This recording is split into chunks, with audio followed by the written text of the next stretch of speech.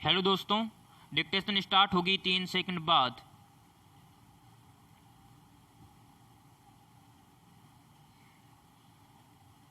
Start. उपाध्यक्ष महोदय, मैं आपके सामने एक बात और रखना चाहता हूं और वह यह है कि देश में बेकारी बढ़ती जा रही है और इसे रोकने का कोई उपाय सरकार अभी तक नहीं कर पाई है।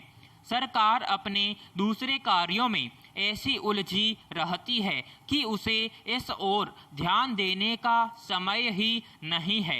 यदि बेकारी की समस्या की तरफ सरकार ने ध्यान नहीं दिया तो देश का जो बेरोजगार वर्ग है वह क्रांति कर सकता है, और अगर ऐसा हुआ तो सरकार को बड़ी परेशानी का सामना करना पड़ेगा।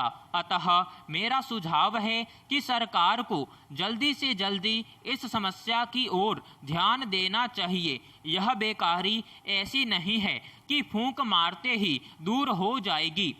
इसके लिए सरकार को योजनाबद्ध तरीके से काम करना पड़ेगा। नए नए रोजगार के अवसर सरकार को ढूंढने होंगे, पढ़ाई के ढांचे में परिवर्तन करना पड़ेगा तथा कुटीर उद्योगों की ओर बढ़ावा देना होगा। पैराग्राफ। अब मैं देश में फैली अराजकता तथा आवश्यक वस्तुओं के मूल्यों में वृद्धि के बारे में अभी कुछ कहना चाहता हूँ। मैं उन बातों को नहीं दोहराना चाहता हूँ जो मेरे दोस्तों ने कही है। एक बात मैं जरूर कहूँगा कि इस वक्त हिंदुस्तान की चारों तरफ की परिस्थिति बड़ी खराब है और इसमें किसी की जिम्मेदारी नहीं है। लोगों के पास सामान खरीदने के लिए पैसा नहीं है, लोग भूखे मर रहे हैं। ऐसी हालत में असामाजिक तत्व उनके साथ मिल जाते हैं और दुकानों को लूटने की कोशिश करते हैं। इसी प्रकार दंगे फसाद बढ़ रहे हैं। इन सब का कारण मूल्यों में वृद्धि से लगाया जा सकता है। लोगों में बेरोजगारी पहले से ही काफ़ी है और उस पर भी अगर उन्हें आवश्यक वस्तुएं सस्ते दामों पर न मिल सकें तो उनकी हालत और भी खराब हो जाती है। एक बात बिल्कुल साफ है और सही है कि अगर सामान बाजार में होगा, चाहे वह चीनी हो, गेहूं हो, चावल हो या कुछ भी हो, और लोगों के पास उसे खरीदने के लिए पैसा नहीं है तो वे लूटपाट ही करेंगे। इसके अलावा चीज़ों के दाम इतने बढ़ चुके हैं कि गरीबों के लिए उन्हें खरीदना भी मुश्किल हो गया है। इस सब की जिम्मेदारी किसकी है? क्या उस गरीब की है या राजनीतिक दलों की है? मेरे विचार में इस सब की जिम्मेदारी सरकार की है और इसके लिए मैं सरकार को बता देना चाहता हूं कि जल्दी से जल्दी इसका कोई ना कोई इंतजाम किया जाए। पैराग्राफ। आज जमाखोरों तथा सरकारी अफसरों में एक समझौता हो चुका है। सरकार थोक व्यापार को अपने हाथ में लेना चाहती है, परंतु जमाखोरों को इससे बहुत नुकसान होगा और इसलिए वे सरकारी अफसरों से मिल गए हैं और इस नीति को विफल करना चाहते हैं। इन शब्दों के साथ मैं मंत्री महोदय से निवेदन करना चाहता हूं कि देश में जो गरीबी तथा भुखमरी का दौर चल रहा है, इसको रोकने के लिए कुछ ना कुछ इंतजाम किया जाए। पैराग्राफ। मान्यवर, मैं इस मंत्रालय की मांगों का समर्थन करता हूं। सबसे पहले मैं टूरिज्म यानी पर्यटन को लेना चाहता हूं। हमारे देश में बाहर से टूरिस्ट दिन प्रतिदिन आ रहे हैं। पिछले साल को छोड़कर दिन प्रतिदिन टूरिस्टों की संख्या इस देश में बढ़ती जा रही है। कुछ धन संबंधी कठिनाइयां होंगी ऐसा लगता है, लेकिन फिर भी मेरा निवेदन है कि इस उद्योग को बढ़ावा देने के लिए धन का इंतजाम किया जाना चाहिए। पैराग्राफ।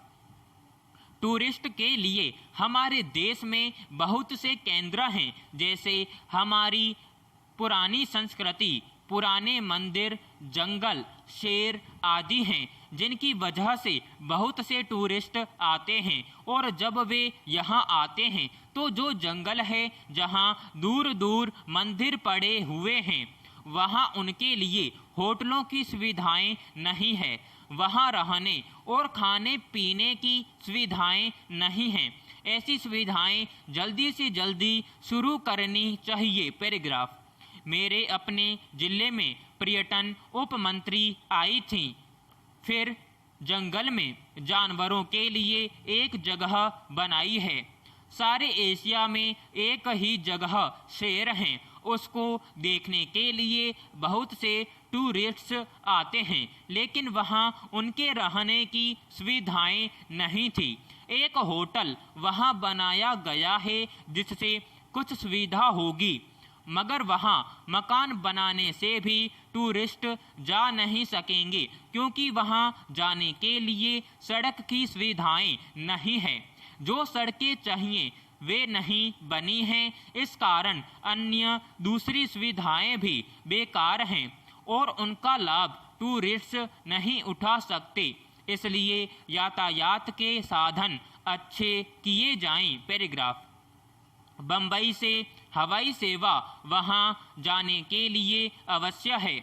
उसके नज़दीक एक हवाई अड्डा है। वहाँ जो हवाई सेवा है वह डेकोटा द्वारा है, जिसकी वजह से लोग नहीं जा रहे हैं क्योंकि उसमें काफ़ी तकलीफ़ें रहती हैं। मैंने इस बारे में बार बार कहा है कि डेकोटा को बंद करके वहाँ कोई और सेवा चालू कीजिए, लेकिन उस दिशा में भी कुछ नहीं किया गया। एक बार मैं मंत्री महोदय के साथ वहां जाते समय समुद्र का किनारा देखा।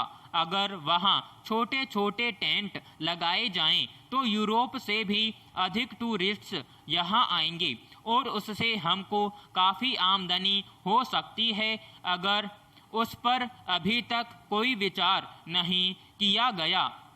मेरा मंत्री जी से निवेदन है कि आप ऐसी योजना बनाएं जिससे पिछड़े हुए जिलों को, जो कि टूरिस्ट केंद्र बन सकते हैं, कुछ न कुछ फ़ायदा मिले। हमारे यहाँ एक छोटा सा जिला है, वहाँ अच्छा समुद्र बीच है। उसके विकास के लिए आपको पूरा प्रयत्न करना चाहिए। हवाई सेवा में बराबर जो हड़ताल हो रही है उसको बंद करना चाहिए। इन शब्दों के साथ मैं इन मांगों का समर्थन करता हूँ। विराम समाप्त।